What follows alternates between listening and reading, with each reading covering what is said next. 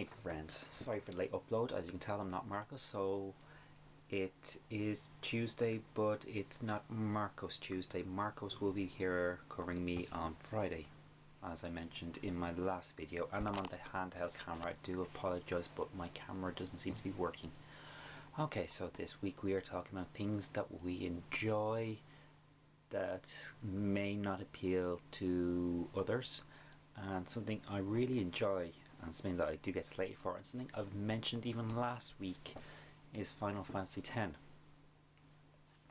So Final Fantasy X is the story of a teenager called Tidus who is taken from his hometown by a giant monster called Sin and is dumped 1,000 years into the future.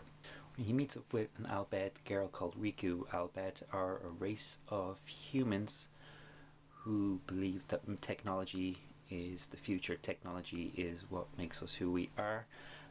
And he also meets a band of Summoner and her guardians. Their names are Waka, Lulu and Kamari, and he travels with them at the start until he eventually meets up with an old friend Orin and the Albed girl Riku again, and they form a group to battle the monster that brought Tidus to the land of Spirit in the first place. He gets a lot of slate because the number one thing is that it's not Final Fantasy VII. So you have 7 players in total, 8 if you count a guest that hops along for one battle. And you have up to 3 people at a time, but you can switch characters in and out during a battle, and each character has their own type of monster that they would be expert at fighting.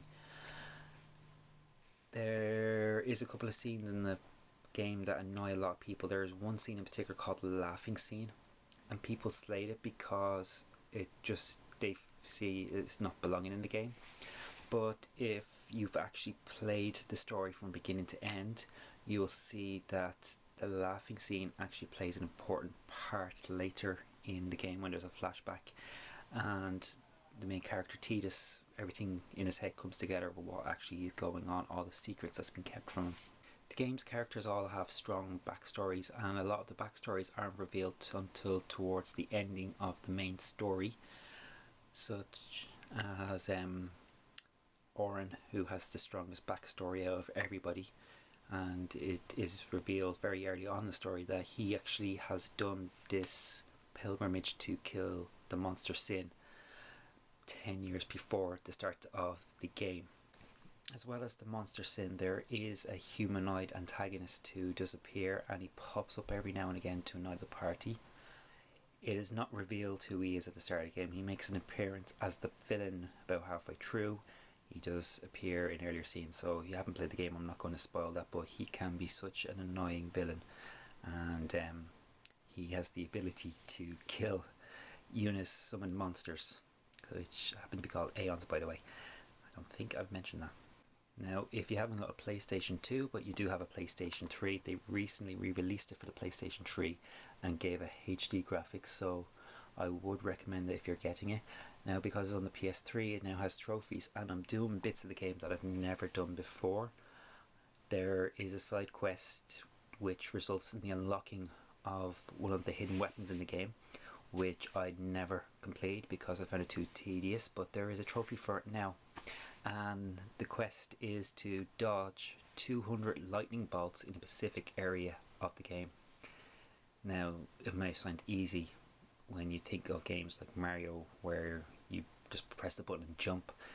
You have very little warning when you're about to be struck by lightning, as in real life. All you get is a quick flash, so it flashes less than a second, and as soon as you see this flash, you have to press X. If you're quick enough, you dodge the lightning bolt. If you're too slow, your character gets struck by lightning, your counter resets to 0, so it makes it really difficult to get 200 in a row. Now, even after the main story has been completed, there are numerous side quests you can do that are actually a lot more entertaining than the lightning dodging.